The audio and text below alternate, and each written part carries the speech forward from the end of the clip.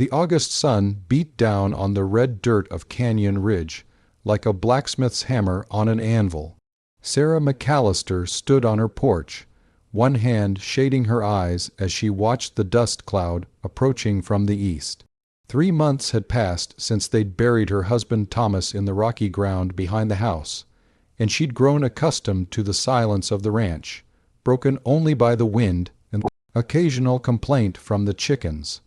The rider came into focus gradually, a dark silhouette against the shimmering heat. Sarah's hand moved instinctively to the rifle propped beside the door, though she didn't pick it up. Not yet. Out here, 40 miles from the nearest town, visitors were rare and often unwelcome.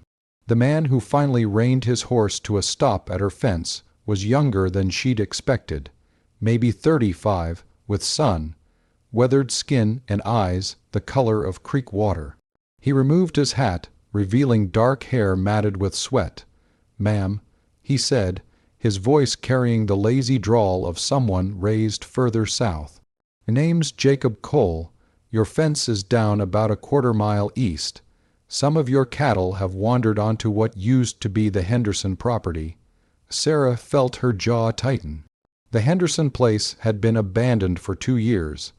Ever since old man Henderson died and his children scattered to California and parts unknown.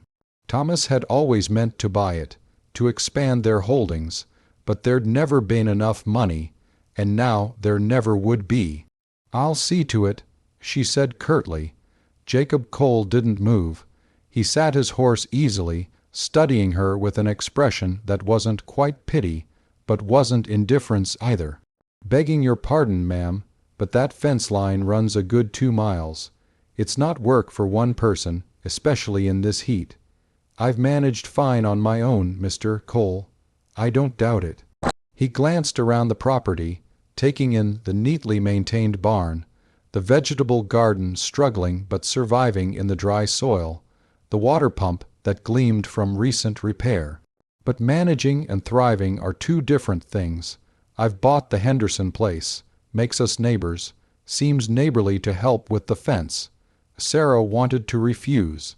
She'd spent the last 3 months proving to herself and everyone else that she didn't need help, didn't need charity, didn't need the sympathetic looks from the women in town or the calculating gazes from the men who saw a widow with land as an opportunity. But she'd walked that fence line 2 days ago, and she knew he was right.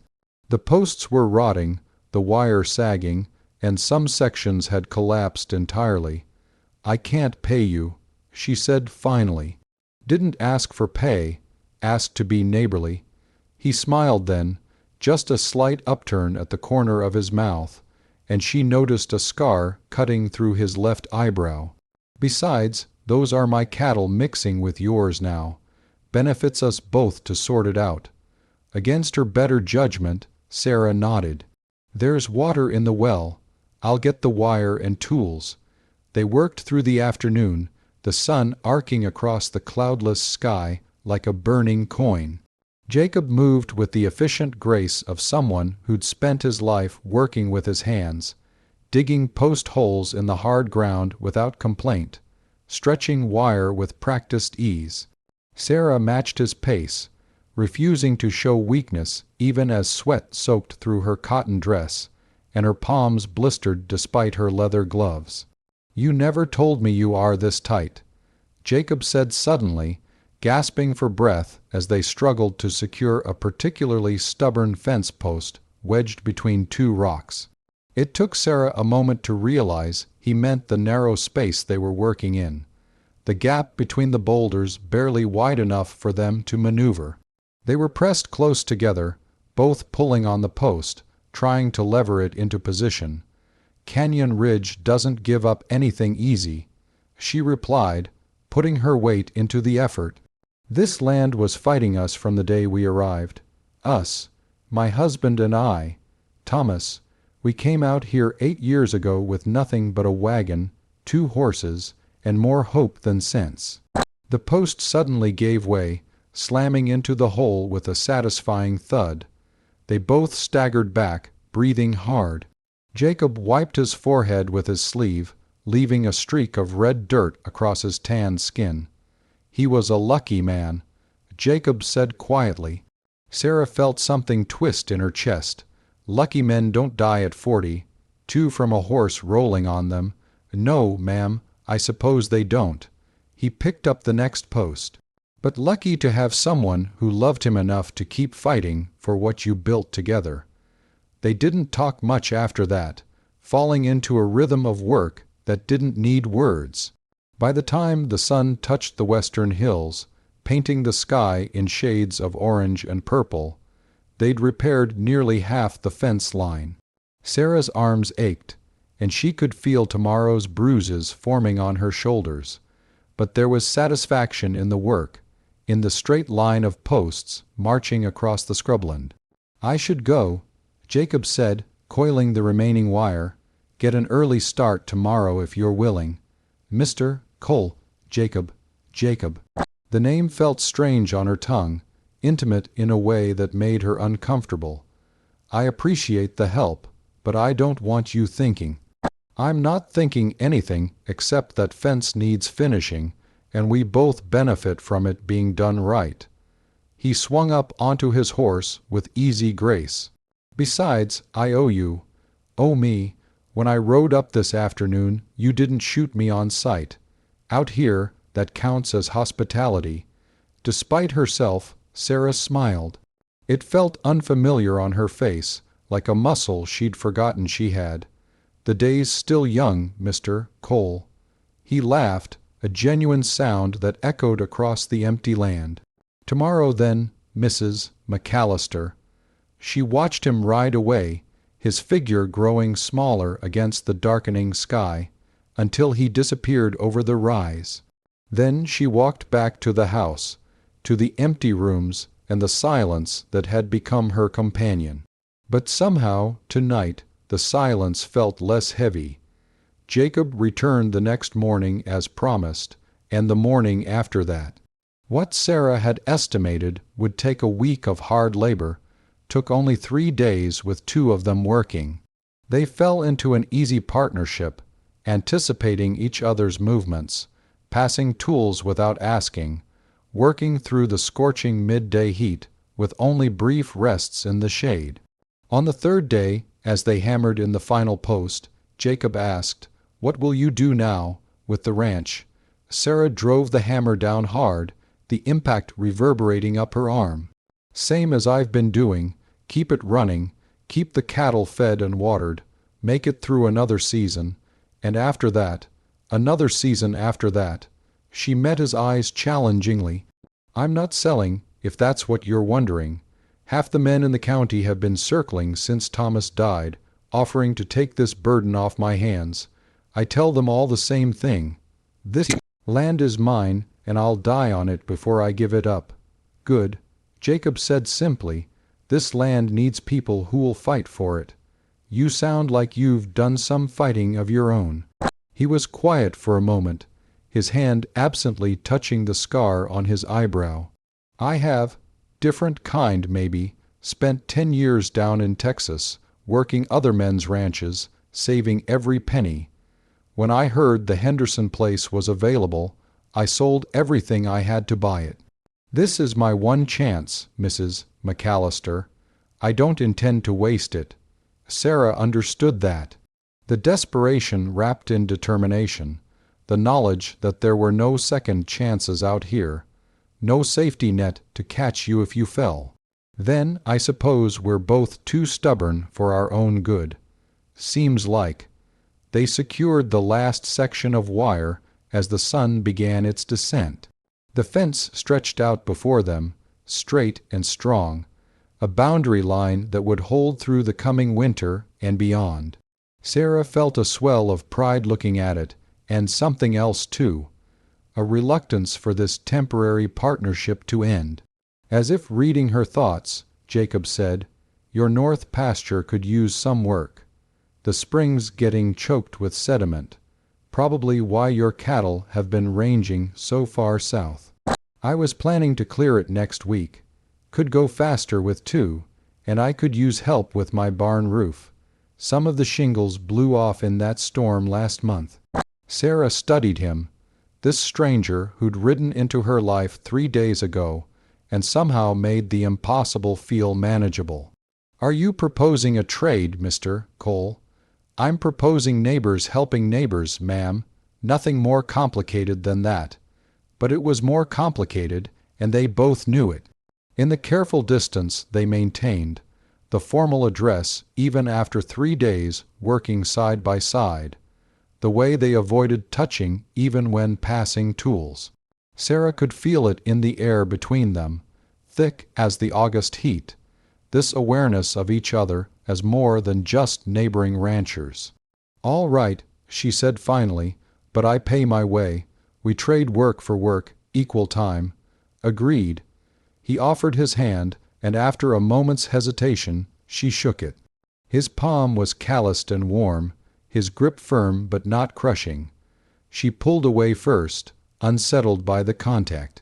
That night, lying alone in the bed she'd shared with Thomas, Sarah stared at the ceiling and wondered what she was doing. It had been 3 months, barely long enough for the town to stop whispering about her loss, and here she was making arrangements with a man she barely knew. But when she closed her eyes, she didn't see Jacob Cole's face. She saw the fence, strong and straight, and felt the satisfaction of work well done. The next weeks fell into a pattern. They'd work Jacob's property one day, Sarah's the next, tackling the endless tasks that came with running a ranch. They cleared the spring, repaired his barn roof, reinforced the foundation of her chicken coop, dug a new irrigation ditch that benefited both their properties. They worked through heat waves and dust storms, through days when the sun seemed determined to leach every drop of moisture from the earth. Slowly, carefully, they began to talk. Jacob told her about growing up in a small town in East Texas, about parents he'd lost to fever when he was 16, about the years of drifting from ranch to ranch, never quite belonging anywhere. Sarah told him about meeting Thomas at a church social in Missouri, about the leap of faith it took to follow him west, about the strange mixture of love and resentment she'd felt toward this harsh land that had taken so much but also given her a strength she'd never known she possessed. "Do you ever think about leaving?" Jacob asked one afternoon as they sat in the shade of her barn, sharing water from a canteen. "Going back east where life is easier." "Every day for the first 2 years," Sarah admitted. "Thomas would find me crying sometimes, missing my sister, missing trees that actually gave shade, missing rain that came when it was supposed to. But then something changed. I stopped seeing this place as the enemy and started seeing it as, I don't know, a partner maybe, something to work with instead of against. And now it's home, the only real home I've ever had. Thomas understood that. It's why I can't leave even with him gone. Leaving would be abandoning everything we built, everything we fought for together." Jacob nodded slowly. "I think he'd be proud of you, for staying, for fighting." Sarah felt tears prick her eyes, unexpected and unwelcome. She hadn't cried since the funeral, hadn't let herself break down because she was afraid, if she started, she might never stop. "You didn't know him. You can't know what he'd think." "No, but I know what I'd think if I were him. If I'd built something with someone I loved, and then had to leave it behind, I'd want to know they'd keep it going, that it mattered enough to fight for." The tears spilled over then, and Sarah turned away, angry at herself for this show of weakness. But Jacob didn't leave, didn't offer empty platitudes. He just sat beside her in the shade, a solid presence, until she pulled herself together. "I'm sorry," she said, wiping her eyes roughly. "Nothing to be sorry for. Grief doesn't run on a schedule." After that day, something shifted between them. The careful distance remained, the formal address, the studied avoidance of impropriety. But there was a new ease too, a comfort in each other's company that went beyond the practical benefits of their arrangement. It was late September when the first real test came. Sarah's largest bull, a temperamental beast named Goliath that Thomas had bought 2 years ago, got himself trapped in a ravine on the far edge of her property. By the time Sarah found him, the animal was panicked, thrashing against the rocks, on the verge of breaking a leg in his desperation to escape. She rode hard to Jacob's property, shouting his name before she even reached the house. He emerged from the barn, took one look at her face, and was moving before she finished explaining. They worked for hours in the failing light, rigging ropes, trying to calm the terrified animal, searching for a way to extract a 1,000-pound bull from a space barely wide enough to contain him. It was full dark when they finally managed it, using Jacob's horse and both their ropes to pull Goliath free. The bull emerged bleeding and furious, immediately charging at them. They scrambled up the ravine sides, pressing themselves against the rocks as the animal thundered past. And then they were laughing, high on adrenaline and relief, clinging to the rocks in the darkness while Goliath's angry bellows echoed across the canyon. "You never told me you are this tight." Jacob gasped between laughs, pressed against the narrow rock face beside her, both of them squeezed into a space barely wide enough for one person. Sarah looked at him, this man who'd dropped everything to help her save a bad-tempered bull, who'd risked injury without hesitation, and felt something give way inside her. "Canyon Ridge doesn't give up anything easy," she said softly, echoing her words from that first day. "Not even space to breathe." In the darkness, she could barely see his face, but she felt the shift in his breathing, the sudden awareness of how close they were. For a long moment, neither moved. Then Jacob eased back, creating distance. "We should get down before that bull decides to come back," he said, his voice carefully neutral. They rode home in silence, but it was a different silence than before, charged with unspoken things. At the boundary between their properties, Jacob stopped. "Sarah," he said, and the use of her given name sent a shock through her. "I need to be clear about something. I'm not courting you. I'm not trying to take advantage of your situation. But I need you to know that I value what we have here, this partnership, and I don't want to do anything to jeopardize it. I know," Sarah said, though her heart was pounding, "I value it too. Good. Then we understand each other." But understanding and accepting were different things. As autumn progressed and the temperatures dropped, Sarah found herself watching for Jacob's arrival each morning, found herself prolonging their midday breaks, found herself reluctant to say good-bye. Each evening, she told herself it was just the pleasure of having someone to talk to, the practical benefits of their arrangement, but she knew she was lying. The crisis came in early October. A early winter storm rolled through, dropping 6 inches of snow overnight and driving the temperature down to dangerous lows. Sarah woke to find her water pump frozen solid and half her chickens dead from the cold. She was in the barn, trying to keep her remaining livestock warm, when Jacob appeared through the swirling snow. "Your chimney isn't smoking," he said without preamble. "You need to get a fire going before you freeze. The wood's wet, and I need to see to the animals."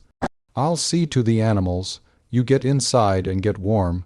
"Jacob, I can't just." "Sarah." He gripped her shoulders, and even through her coat she could feel the strength in his hands.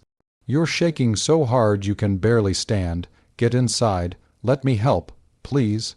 The please broke her. She nodded and stumbled toward the house, her feet numb in her boots. Inside, she found Jacob had already been there. A fire burned in the hearth, and he'd brought dry wood from his own supply.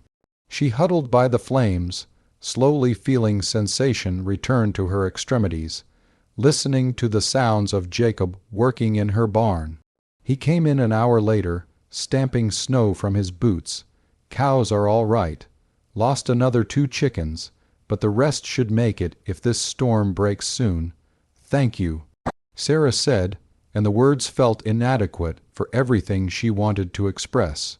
Jacob crossed to the fire, holding his hands out to warm them.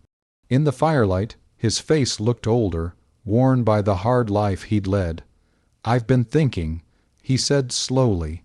"This is only the first storm. Winter's going to be hard, and we're both working at half strength alone. What are you suggesting?" He turned to look at her, and she saw uncertainty in his eyes, vulnerability he usually kept hidden. "I'm suggesting that maybe we formalize our arrangement, pool our resources, work these ranches as one operation until spring. I'd sleep in your barn, keep everything proper, but we'd share the work, share the costs, share the risks." Sarah's first instinct was to refuse. It was too much, too fast, too close to the kind of dependence she'd sworn to avoid. But she thought about the frozen pump, the dead chickens, the endless battle to keep two separate ranches running when one person could barely manage alone.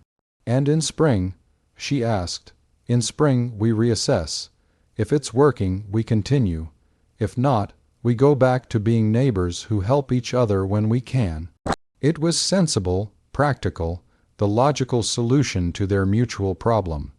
So why did it feel like standing on the edge of a cliff, about to jump into unknown depths? "All right," Sarah said finally, "but we do this properly. We draw up papers, make it legal, so there's no question of impropriety." "Agreed."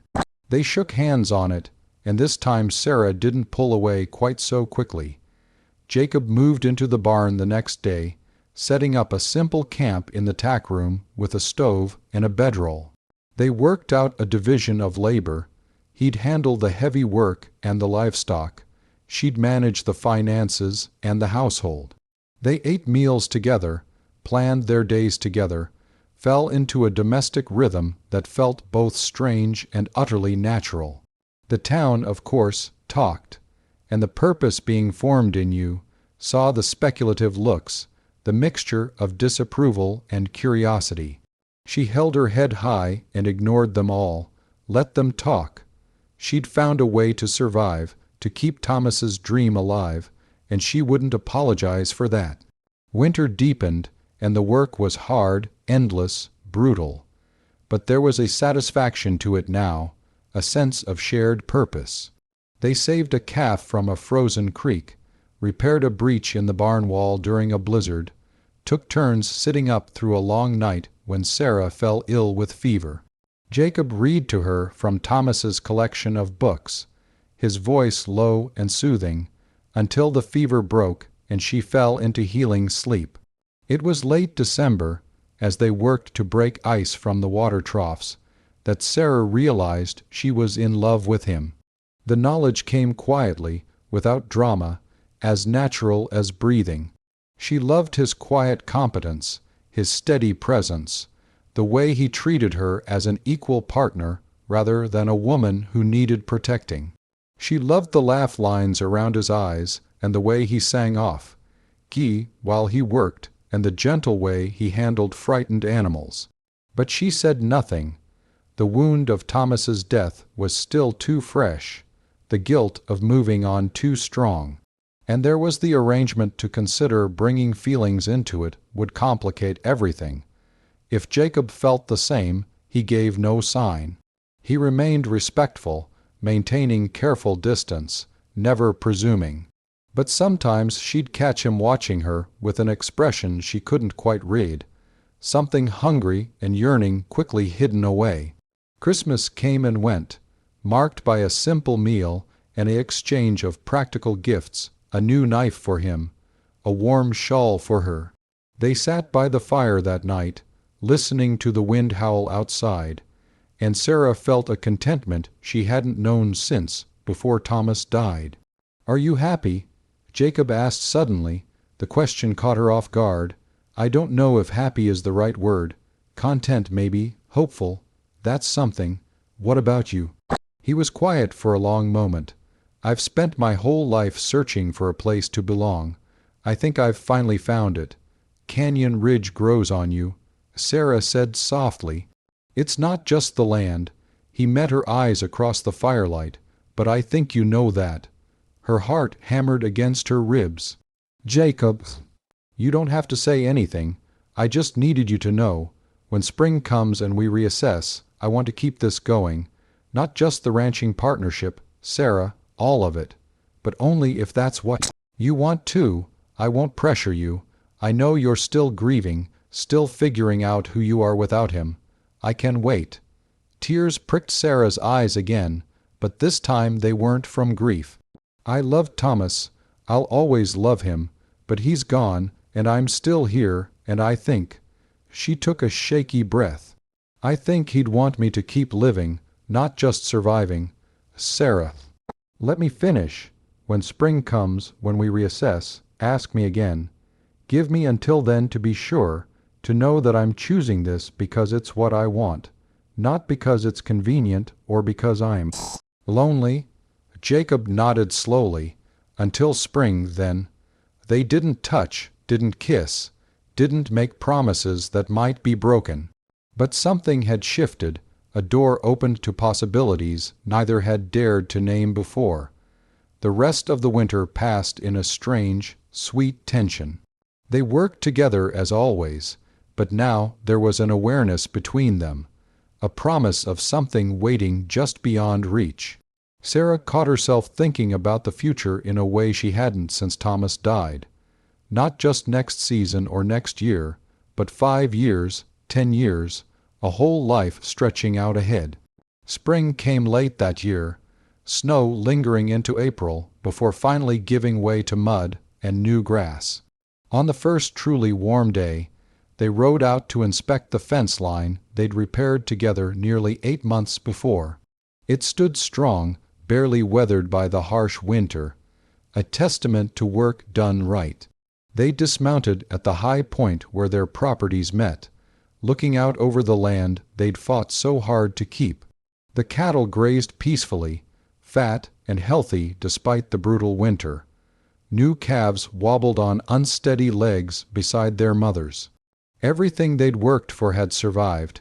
You never told me you are this tight with your money, Jacob said suddenly, pulling a small box from his pocket. Found this in town last week, and had to decide between it and a new saddle blanket. Figured the saddle blanket could wait. Sarah took the box with trembling hands and opened it to find a simple gold band, worn but beautiful. It's not new, Jacob said quickly. It was my mother's, the only thing I have from her. But if you'd rather have something different, it's perfect, Sarah whispered. She looked up at him, this man who'd ridden into her life when she needed him most, who'd helped her survive the worst winter of her life, who'd been patient and respectful and steady through it all. Ask me. Jacob took her hands in his, and his voice was rough with emotion. Sarah McAllister, will you marry me? Will you build a life with me here on this land we've both fought for? I can't promise it'll be easy, but I can promise I'll stand beside you through all of it. Yes, Sarah said, and the word felt like freedom. Yes. When they kissed, it was gentle and sweet, a beginning rather than an ending. Around them, the canyon stretched out in shades of red and gold, harsh and beautiful and home. The wind whispered through the rocks, carrying the promise of rain, of growth, of seasons turning endlessly onward. They would marry in the summer, a small ceremony in town with only a handful of witnesses. They would work the ranch together for 40 more years, building it into one of the most successful operations in the region. They would weather droughts and storms, losses and triumphs, always side by side. But in that moment, standing on the boundary line that had brought them together, Sarah thought only of Thomas, silently thanking him for the dream he'd chased and the strength he'd helped her find. And then she turned toward the future, toward Jacob, toward the life they would build together in this tight, unforgiving, beautiful land that had become home.